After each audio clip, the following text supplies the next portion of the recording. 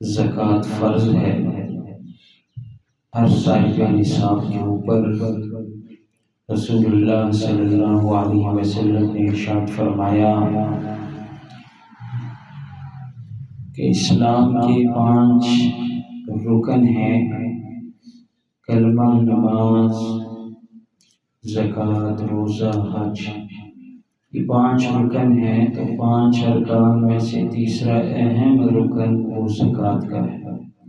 بعض علماء اکرام فرماتے ہیں کہ پورے قرآن مجید میں 6666 آیات میں سے 32 جگہ نماز کے ساتھ زکوٰۃ کا بھی حکم آیا ہے۔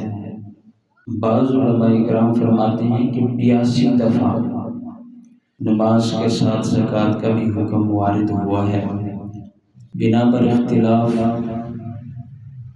دیکھا جائے قرآن مجید اور احادیث کو کہ جگہ جگہ بارہا زکوٰۃ کا ذکر کیا جاتا ہے، اس سے زکوٰۃ کی اہمیت کا اندازہ ہوتا ہے۔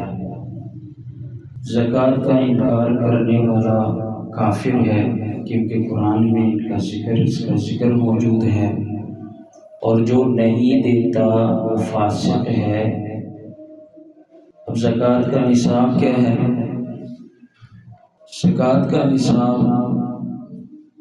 52.5 تولہ چاندی کی قیمت جس کے پاس موجود ہو، تو علماء کرام کا آج کے دور میں یہ فتویٰ ہے کہ اس پر زکوٰۃ واجب ہے۔ ہماری مائیں بہنیں جن کے پاس کچھ سونا ہوا کرتا ہے، کچھ چاندی ہوا کرتی ہے، اور کچھ نقدی پیسے ہوتے ہیں، تو ان سب کو ملا کے آج کے لحاظ سے ایک تولہ چاندی کا جتنے روپے کے ہے، تو 52.5 تولے چاندی کا حساب لگا کے اندازہ کرنے کہ سونے کی قیمت، چاندی کی قیمت اور نقدی ملا کے اتنے پیسے بنتے ہیں یا نہیں۔ اگر بنتے ہیں تو پھر ان پر بھی زکوٰۃ واجب ہے۔ مردوں کے اوپر بھی واجب ہے اسی لحاظ سے، اور اس کا ادا کرنا ضروری ہے۔ زکوٰۃ کا مقصد کیا ہے؟ سب سے پہلے زکوٰۃ کا مقصد یہ ہے کہ اپنے آپ کو پاک کرنا۔ دوسرا مقصد معاشرے میں غربت ختم ہو جائے۔ قرآن مجید میں اللہ تعالیٰ کا ارشاد ہے، خُذْ مِنْ أَمْوَالِهِمْ تُطَهِّرُهُمْ وَتُزَكِّيهِمْ بِهَا۔ آپ ان سے مان لیجئے، رسول اللہ صلی اللہ علیہ وسلم کو حکم ہے، آپ ان سے مان لیجئے۔ ایک تو مال صاف ہوگا، دوسرے نمبر پہ ان کا باطن، اس کا دل، ان کے دل صاف ہوں گے۔ اب زکوٰۃ کن لوگوں کو دی جا سکتی ہے؟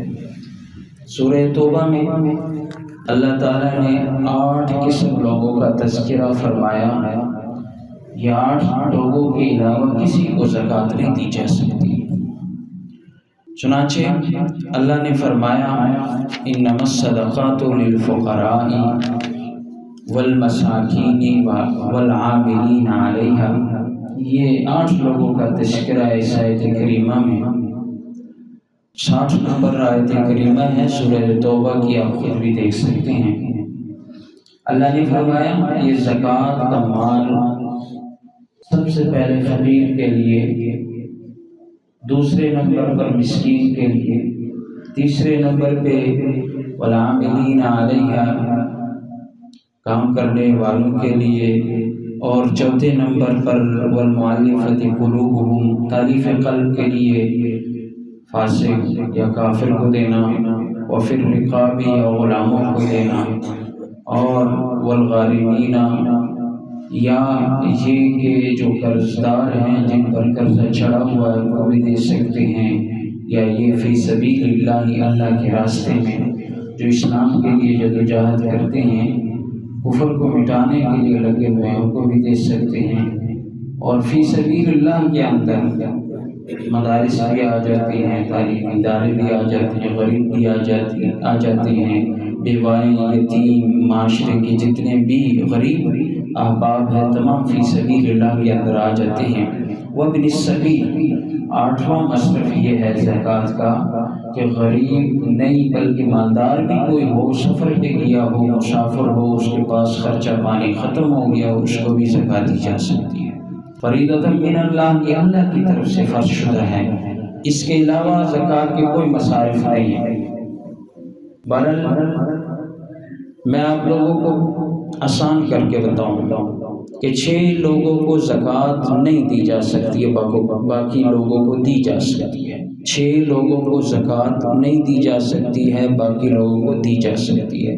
سید، مالدار جن سے تم پیدا ہوئے ہو اور جو تم سے پیدا ہوئے ہیں، میاں بیوی کو اور بیوی میاں کو نہیں دے سکتی۔ 6 لوگ ہیں، سید کو زکوٰۃ نہیں دی جا سکتی ہے، مالدار کو اپنی دے سکتے ہیں، جن سے تم پیدا ہوئے ہو یعنی والدین کو زکوٰۃ نہیں دی جا سکتی ہے، اور جو تم سے پیدا ہوئے ہیں یعنی اپنے بچوں کو، بیٹی، بیٹا، نواسی، نواسا، ان کو بھی زکوٰۃ نہیں دی جا سکتی، اور میاں بیوی کو، اور اسی طرح بیوی اگر مالدار ہے تو میاں کو زکوٰۃ نہیں دے سکتی۔ اس کے علاوہ بہن، بھائی، کزن، چاچو، ماموں، پھوپھی، سسر، ساس، سب کو دی جا سکتی ہے زکوٰۃ اگر وہ غریب ہیں۔ تو یہ زکوٰۃ کے مصارف ہیں